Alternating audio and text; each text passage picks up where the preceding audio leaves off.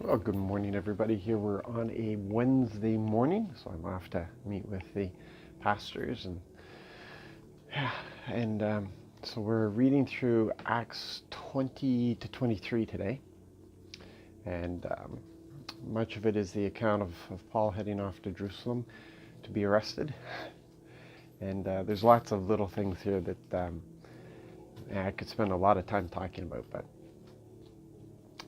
really what stands out today is how God uses supernatural and the natural all as if it's the same thing, and for him it's the same thing. For us, we see this difference between something that happens that's supernatural and something that happens through the natural. But for God, it's all natural.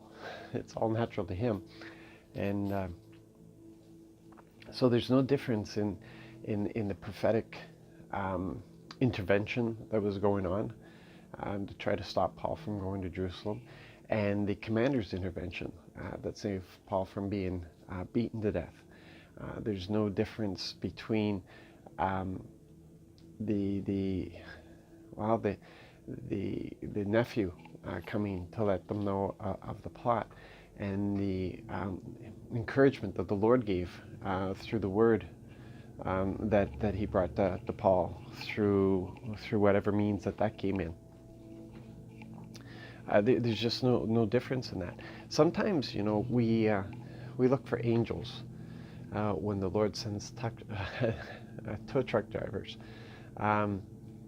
We think that we have to sit under the ministry of some great leader, some great prophet, in order to receive something that we're looking for, whereas God has actually put it on Bob, the guy who attends church with us. And sometimes we miss it because we're looking for the supernatural when God is using the ordinary. But it's all supernatural. It's all ordinary. It's all the same thing. It all belongs to him. And the spiritual realm is not some spooky, distant thing.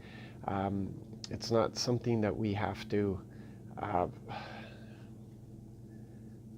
It's in everything around us. The kingdom of God is in everything around us. God uses everything to speak to us. He uses everything to help us.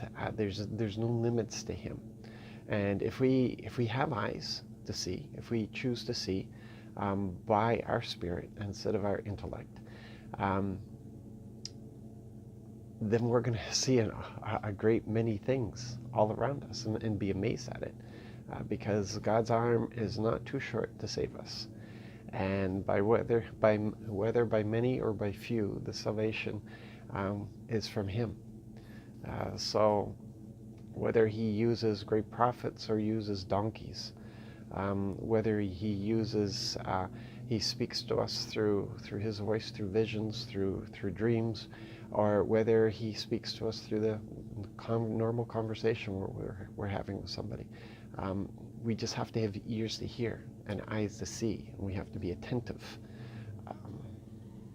And this is all born out of a growing, intimate relationship with him, because the more we get familiar with his voice and how he communicates with us, the more we will see him, hear him throughout our day. And that's what it's supposed to be. We're supposed to be seeing an increase of our God encounters. That's how we know that we're progressing in our relationship, because he wants us to be at the point where we're constantly aware of him, constantly of what he has to say to us. So, yeah. Okay, so listen, you have a great, wonderful, blessed day. Be used by him. Draw into him. Be attentive to his voice. Look for his actions all around you. Join him in those things. I'm telling you, we're going to see some wonderful stuff start to happen. Be blessed.